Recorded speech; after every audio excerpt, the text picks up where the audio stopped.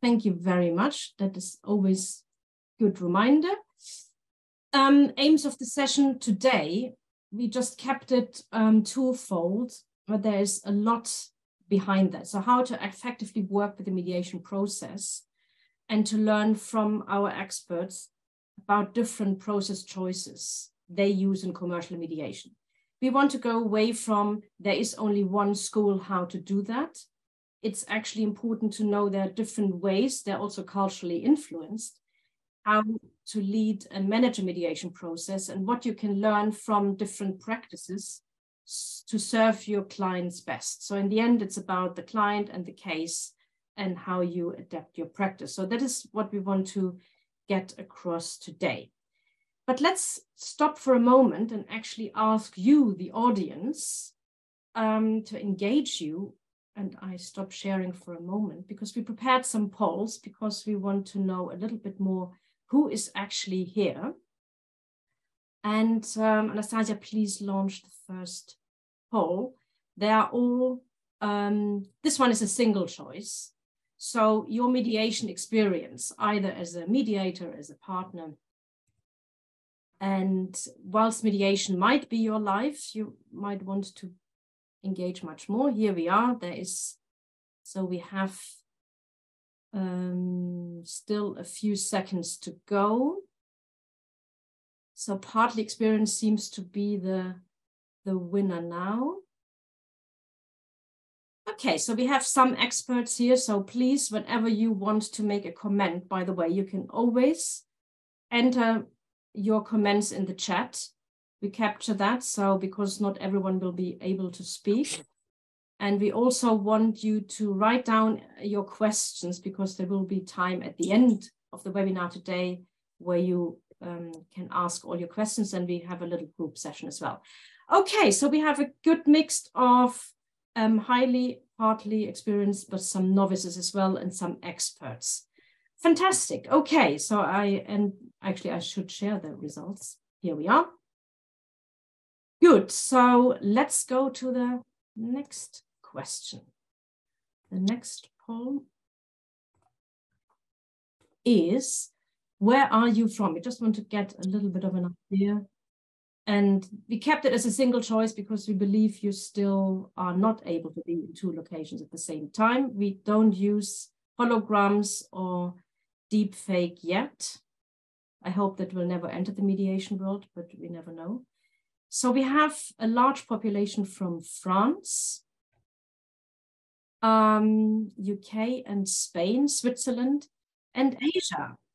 So welcome. That must be very late for whoever joins from Asia. I know you're at least between 4 and 9 hours ahead of us. So thanks for joining. And I hope we do everything that you will not fall asleep.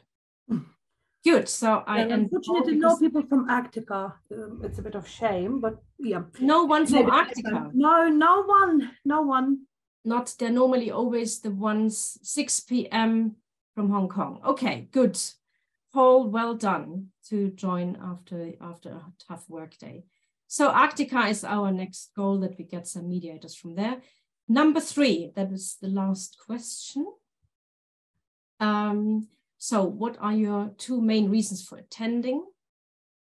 Here you can answer multiply. So we give you some freedom here where you're really super quick in answering. So I end the poll now.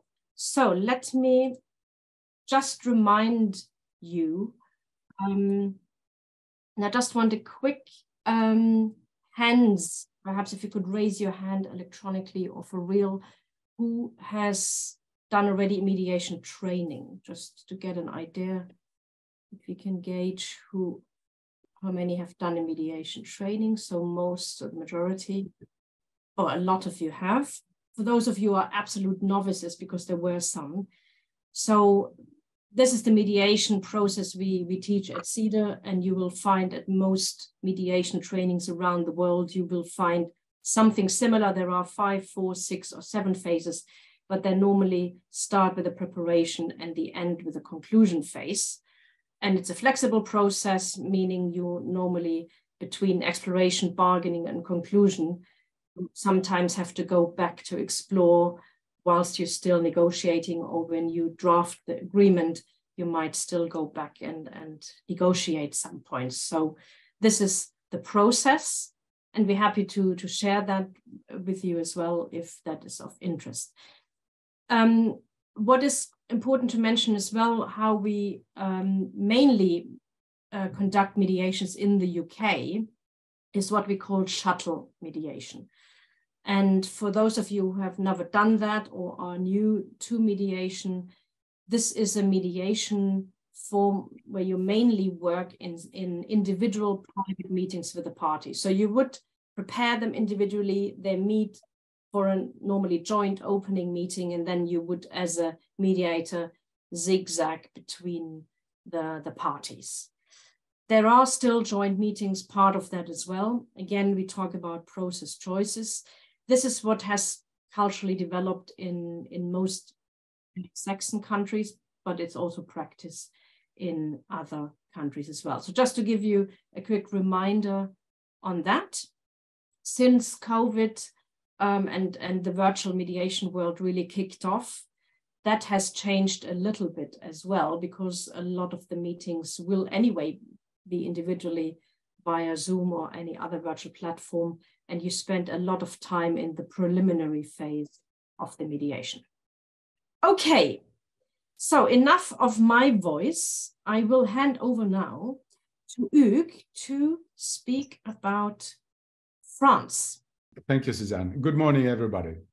Now it's my turn to share a few personal ideas on mediation in France. First of all, I'd like to insist that all mediation schools rely on a large basis on similar principle, and that is comforting. What we intend to do today is to show you that besides this common ground, and with a larger international knowledge of what is done and where, it's possible to significantly improve the efficiency of the process for the benefit of those involved in conflicts. If we focus on the French example, the process is traditionally based on the FUTAC scheme, consisting on 4 phases. The continental mediators are quite familiar with. I will not explain more. You see a simple representation on this slide with the 4 stages, exploring positions, needs, solutions, and reaching finally an agreement. It's an approach relying partly on psychology and the importance of direct contact to give place to emotions. A method where joint sessions are the norm and private meeting the exception when needed and with a clear purpose. It's clearly the opposite scheme than the one we see in Anglo-Saxon mediation. There is a limited mediator advisory role, a longer duration of the mediation process from days to months. And this is an approach which is suitable to a large range of mediation besides strictly commercial.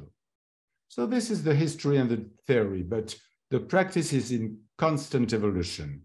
And the mediation process has moved more and more from a very defined frame towards school of mediation, very strict on common rules and ethics, but more open to a vision of the mediation as a large toolbox where the mediation are able to choose their tools according to the situation or their own personality. Remember to be always authentic.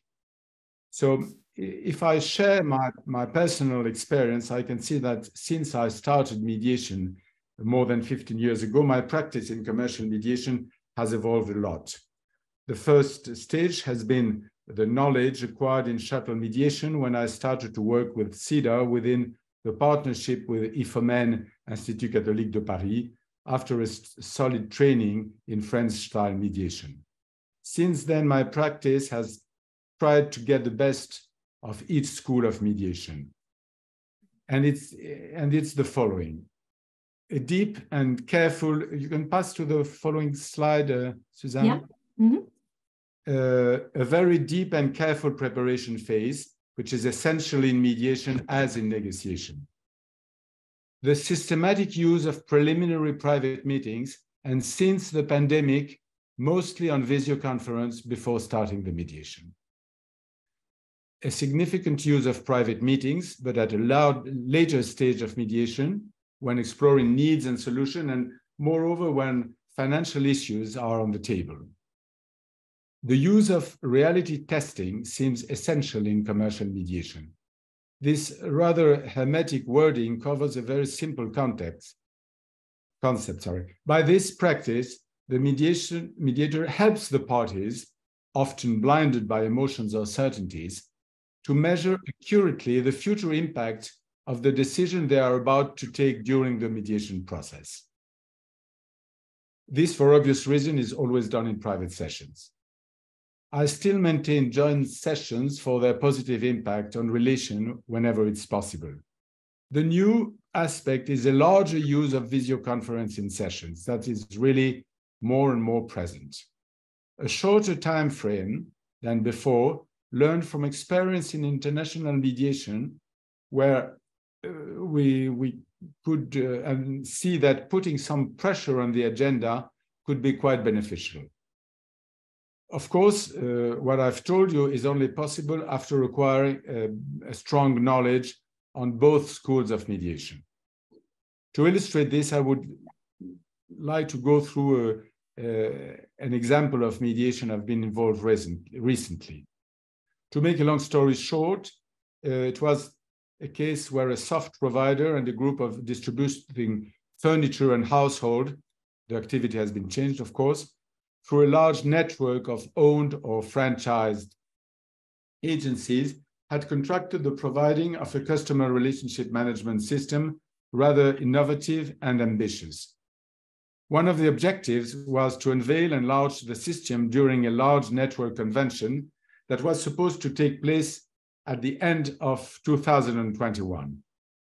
For many reasons too long to explain today, the project didn't went well. Each party, as usual, putting the responsibility on the other side. During the convention, the presentation was perceived as very disappointing. And after that, the communication between the two parties stopped. After a few months, the client informed the provider that he had solved the issue with another provider, stopped any due payment, asked for compensations, etc. The provider claimed, you may imagine, that the problems were originated by a deficient communication and the impossibility to finalize the project when he was perfectly capable to do so. Due to the deteriorated relationship, I started the mediation with preliminary private meeting with the parties and their lawyers in video conference due to the distance. Despite perceiving the magnitude of the deteriorated communication, I decided anyway to start with an initial joint session in which the climate remained calm but tremendously icy. And it appeared very quickly that there was little to expect from continuing the mediation in joint session. Too much frustration, reputation injuries, etc. Then I decided, which is rather unusual in our process, to switch immediately to private sessions. Anyway, during the shuttle and prevented from passionate reactions, the parties have been able to understand that they would never obtain responsibility acknowledgement for one or the other side. The possibility of reaching an agreement arose when it was considered that the initial project had been most probably too ambitious. Then, through the use of reality testing, the parties moved scenarios and numbers and realized that the conflict, if alive, would be time-consuming, would incur expertise costs with remaining uncertainties, reputational and judiciary risks, and they finally reached an agreement. The mediation has been performed mostly in visio and took 2 weeks with a rather long delay for the signature of the transactions.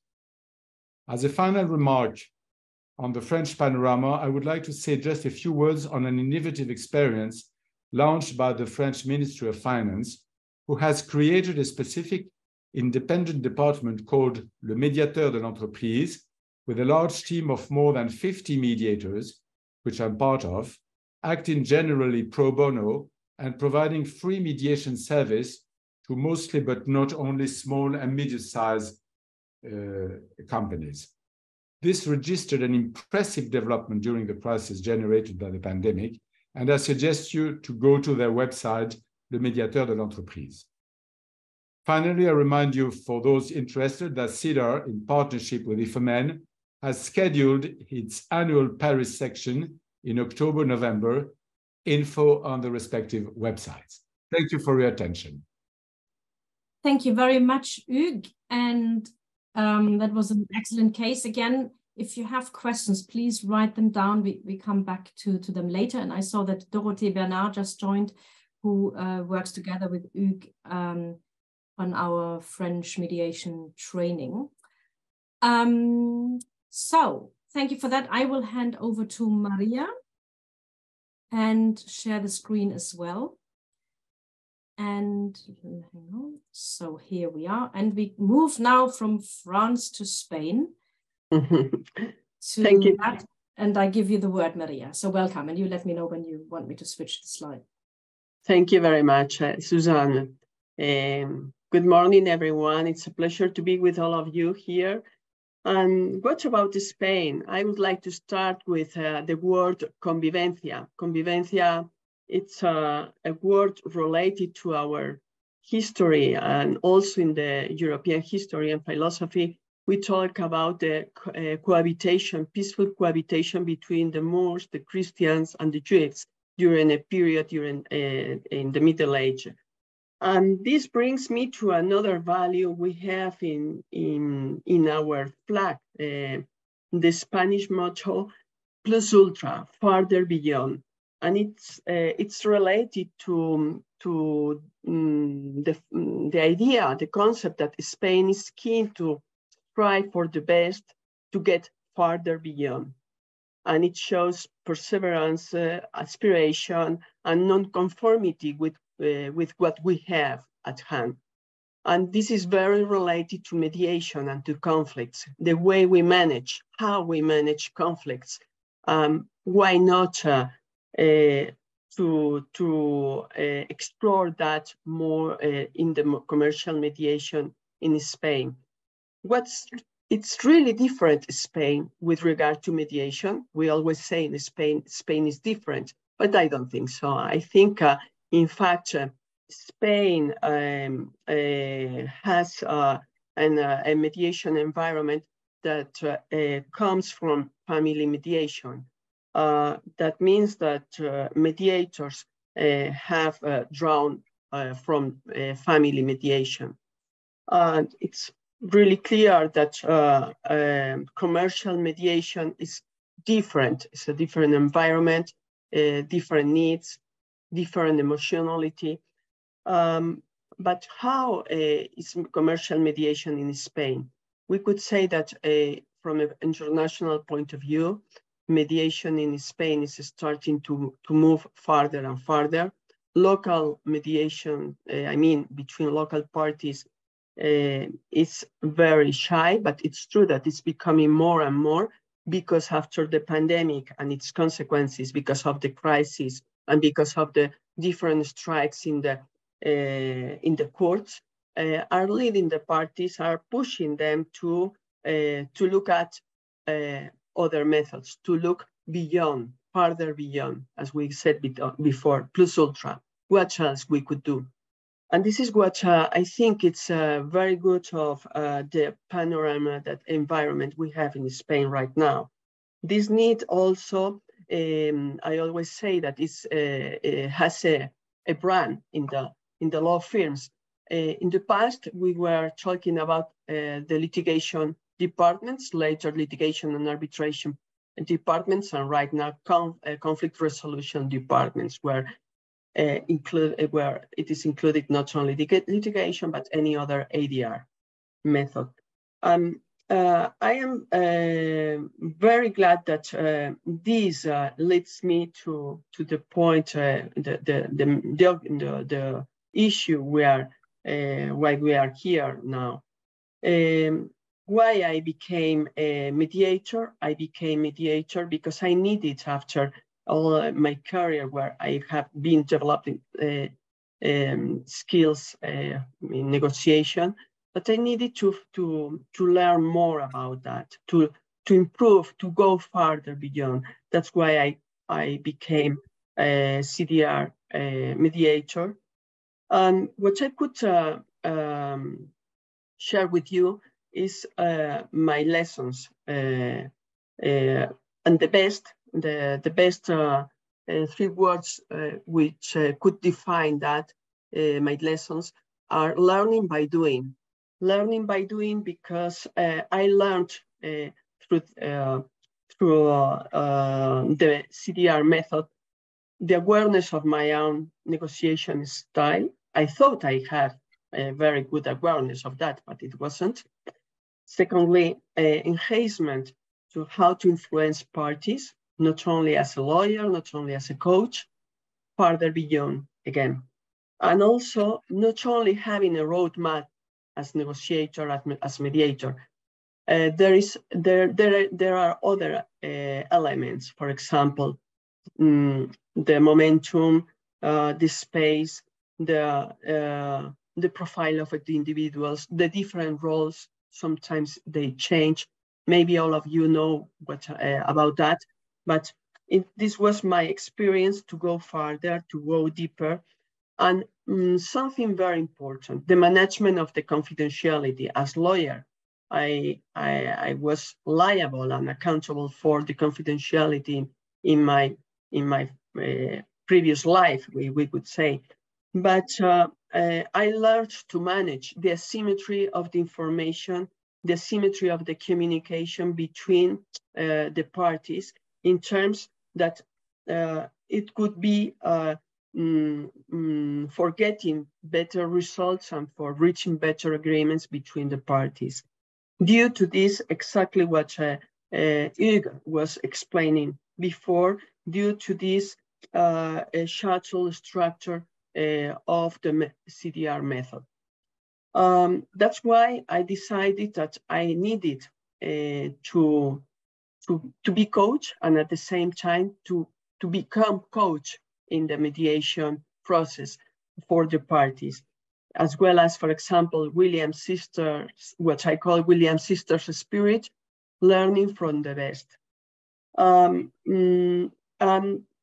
I encourage you to try out other ways of doing mediation, and in general speaking, doing business, doing negotiations. That's in my experience, the zigzag technique, the shuttle structure, allows the parties to be the real controllers and owners of the agreements. Due to this way, the confidentiality is managed through the private meetings. The parties don't need to save the face. They don't need to reaffirm the position in front of the other party. They come into mediation or into the negotiation with their BATNA and WATNA, but there are other. There is more. With the help of the mediator. This is the luggage they come in, but they come out even if they don't reach any agreement with another luggage. Even I can refer to a case where the parties were really against one to the another. And finally, I didn't have any joint meeting between them. All the mediation was with private meetings. And I had to take the role of a more directive role with the parties, with their authorization, clearly. This is another aspect that I would like to point out in our way to do mediations in CEDR. We are more facilitative than directive mediators.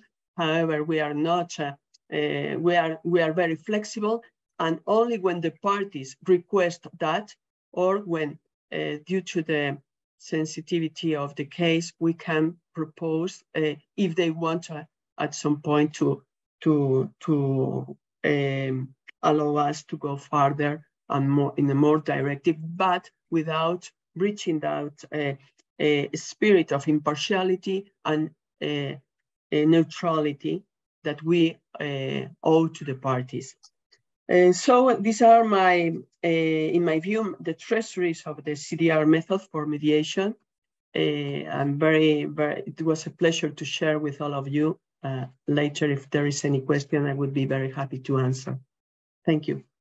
Gracias, Maria. Thank you very much. And I know from your practice, you have such a variety of cases. There's really, it's difficult to decide for you possibly what to share. And again, I've already received some questions. Continue sending them through the chat that we can collect them so that we can later have a fruitful discussion. Okay, so let's move now from France to Spain back, well, it's sort of northwest to Switzerland, which has another specialty because it's not just one country. Just a moment, and let's move to Corina, who brought us not only chocolate from Switzerland, but also some really valuable information. Over to you, Corina. Thank you very much, Susanne. Good morning or good afternoon to everyone. I put here some pictures and signs and symbols of Switzerland, because Switzerland is known for chocolate, for its mountains, for watches. We have the UN located in Geneva. So it's famous also for its neutrality and direct democracy. Confidentiality plays along as well. So we could say like Switzerland would be the perfect place for mediation. For arbitration, conflict resolution is already very well known. In terms of mediation, I have to admit that we are still in development. And on the next slide, I would like to tell you where we are and what we are doing, because there is a lot of movement with respect to commercial mediation.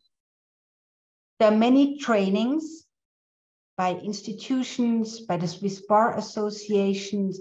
There are webinars, there are events. We do live demos of mediations to actually demonstrate to legal counsel, in-house counsel, to lawyers, to arbitrators, to business people, what is mediation? How does mediation work? And why there is some gain and benefit in using mediation. Having said that, there is a lot of mediation going on internationally with Switzerland, and there is a lot of potential. And there is a lot of neighborhood mediation, family mediation, but there is still a huge potential. And I would say that there is a huge market. The question is just who will be the market players? I mean, what kind of background do they need? It could be business people, it could be the lawyers, it could be whoever has the interest in mediation skills. So for me, the situation at the moment in Switzerland is there is a market to take, and we need to have the right players on the market. There's a big difference between the French-speaking part and the German-speaking part. I mean, Switzerland is this big if I compare it to your countries, but in the French-speaking part, we discovered that the mediation market is pretty well developed already.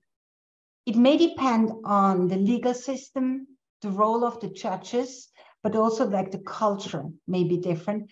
And for fact, they started to talk about mediation, to promote mediation years ago, whereas the German-speaking part is like catching up at the moment.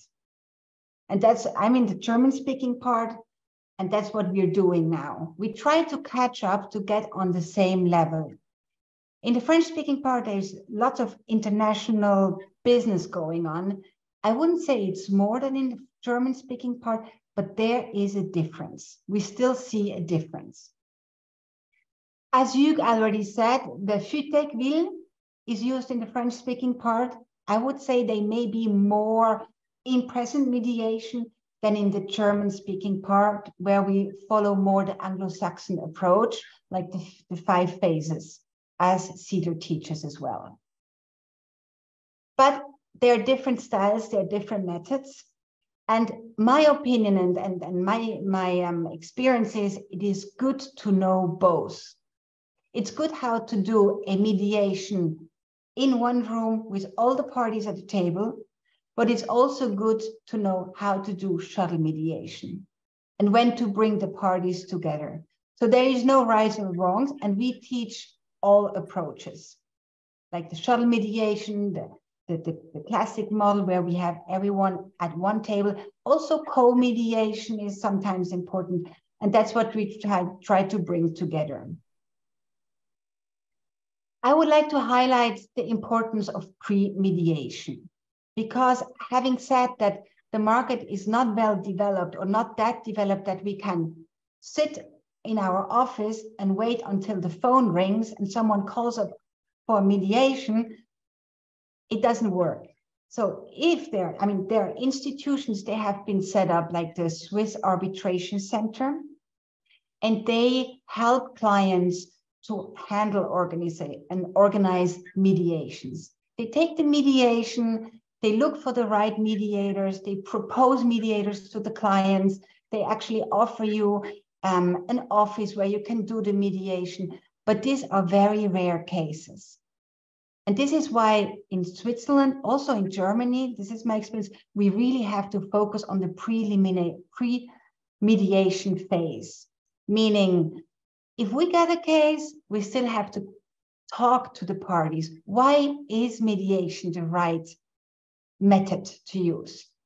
What is the benefit? We need to explain the process in detail. We need to gain confidence. We need to build rapport. And this often happens before we can talk about a mediation agreement. Because if we start with the mediation agreement, they just think it's another deal, they go on and they don't understand our role. So we really have to tell them, like, we're not judges, we don't give our expertise, we are independent parties, independent third parties. And this is also the case I wanted to tell you about. I got this case through to an institution, the SAC, the Swiss Arbitration Center, and it is an inheritance neighborhood case. And why was it actually referred to this institution? It was not because the parties believed in mediation. The reason is because they had a mediation clause in the contract. And this is the second thing I would like to highlight.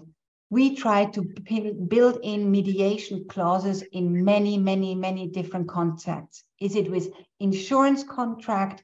Is it in IT contract? Wherever we try to convince lawyers to include mediation clauses to deal with the mediation. And this case came to me, I was elected as the mediator, and it took me like 3 months to bring the parties at the table. The problem was that one party wasn't represented by a lawyer, and he didn't see the need to even talk about the issue. And he was always actually hiking in the mountains. So it was very hard to get him on the phone and build up rapport and explain to him why a mediation could maybe solve the issue. The other party was represented by a high-class law firm. And when the mediation actually took place, they appeared in a group of 4 people. So I had 2 groups, one elderly man, 2 lawyers, the husband, and the client. But it worked. But my biggest fear was, is this like an alibi?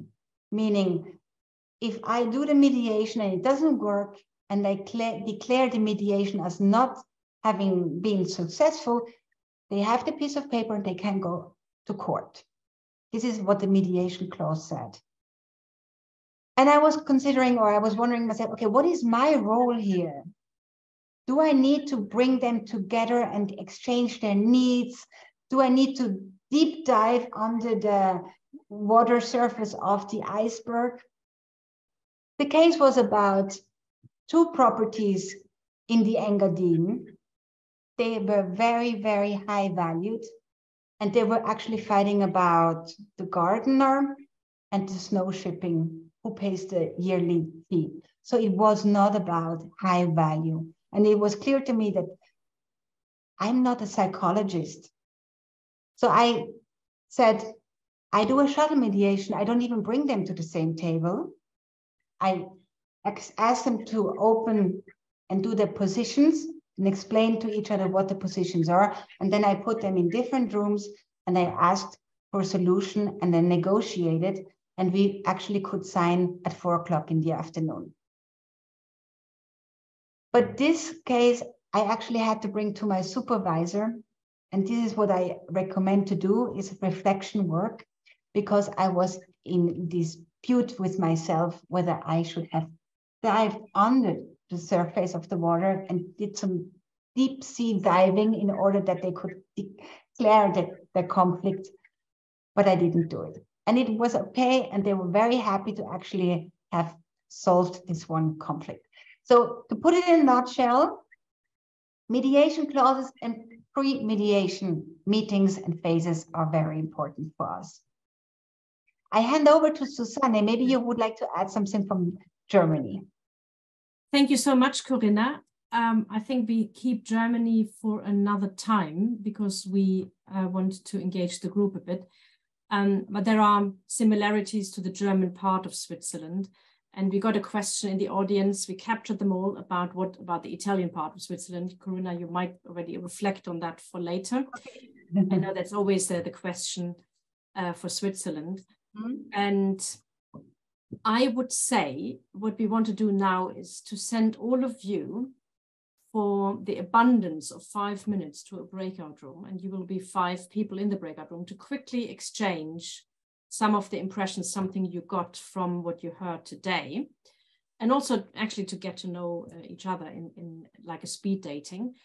We then, in the meantime, go through all your questions. You come back and then we open it up to the plenary and address the questions. Is that okay for you? You will be sent by Anastasia, painless, to a breakout room. Just accept the invite. Don't get lost. And we all looking forward to seeing you back in the room. Fantastic. Thank you.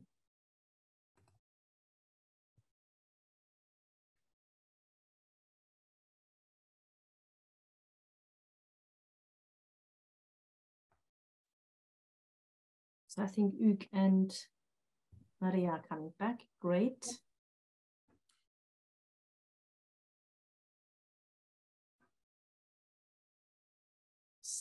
So is are we able to have a discussion if the recording is going on? I was just about to say, I would like to pause the recording for a time being. Yes. Okay. Yeah.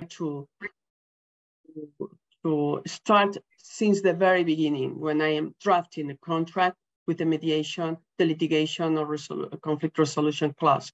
And in my experience during the last 6-7 years, it's easier to include mediation as a formula for solving the conflicts without any opposition from both parties, even the lawyers.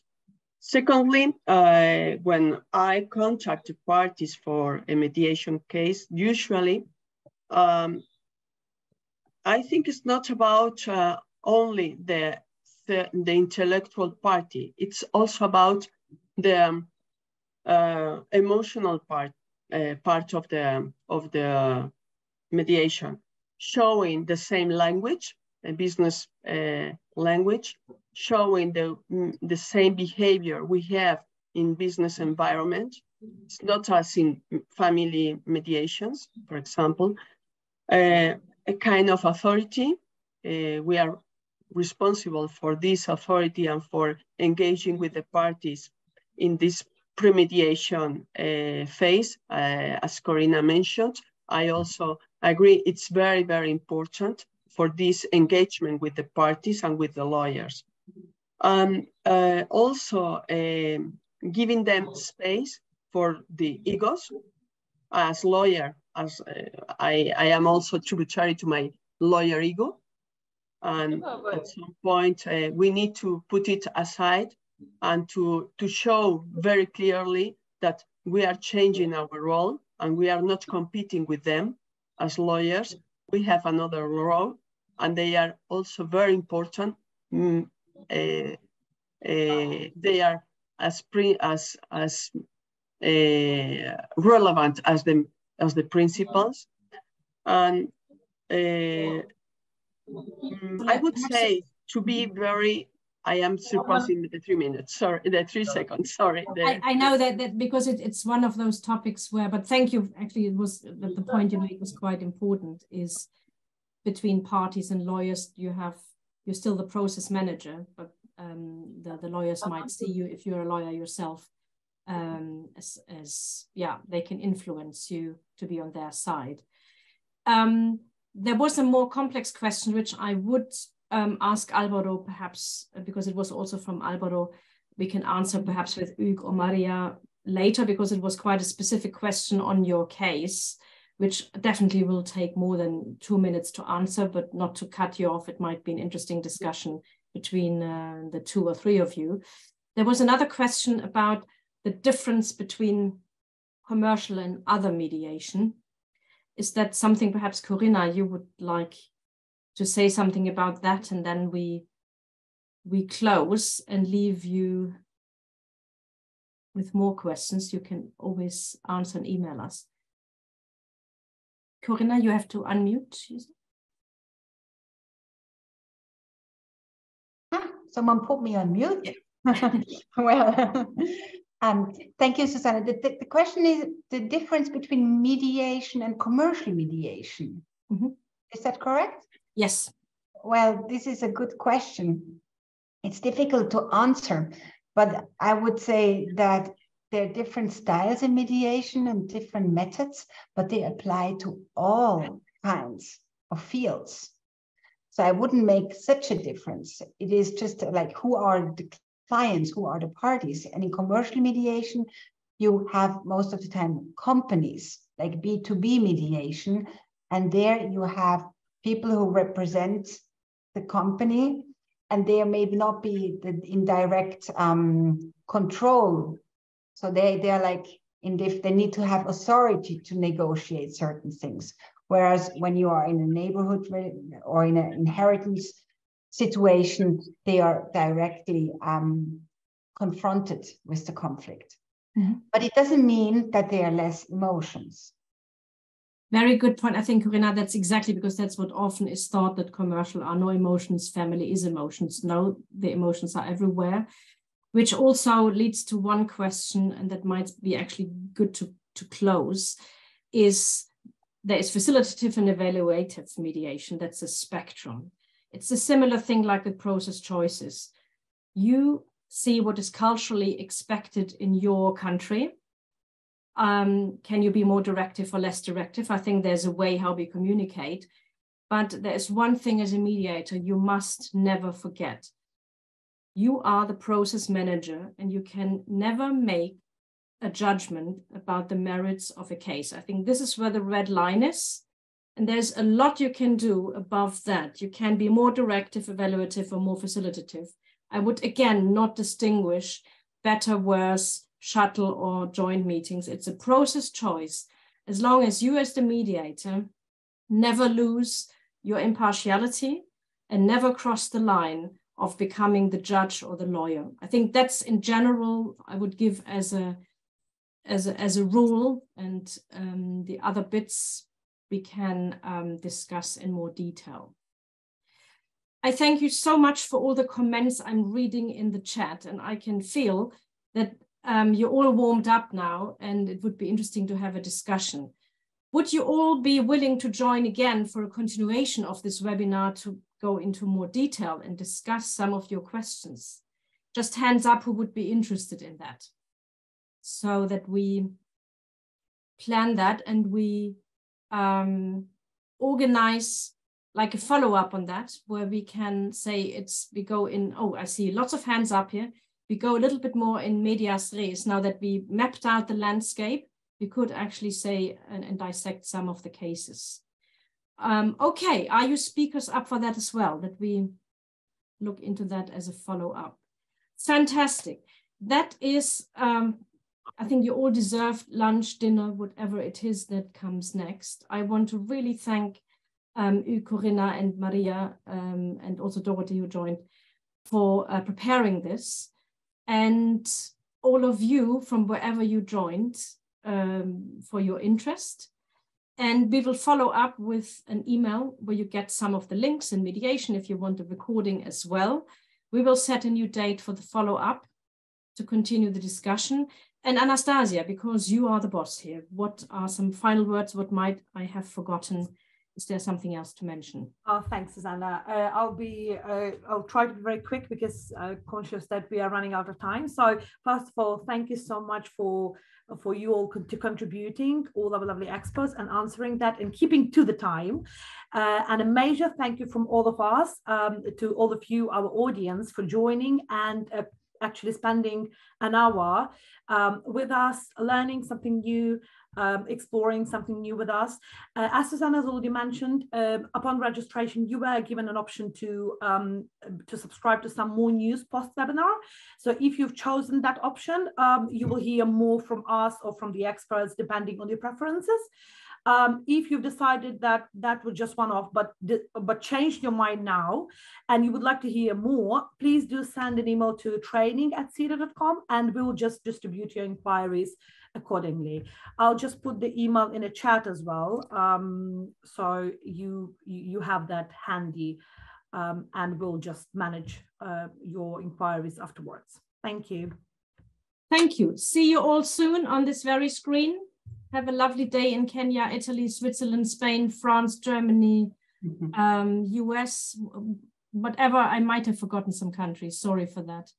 Hong Kong was mentioned as well. And I'm sure there are many other countries in between. Thank you so much. See you soon. Goodbye. Thank you. Thank you. Okay. Goodbye. Thank you. Bye-bye. Thank Yeah. you. Yep. Thank you. Thank you.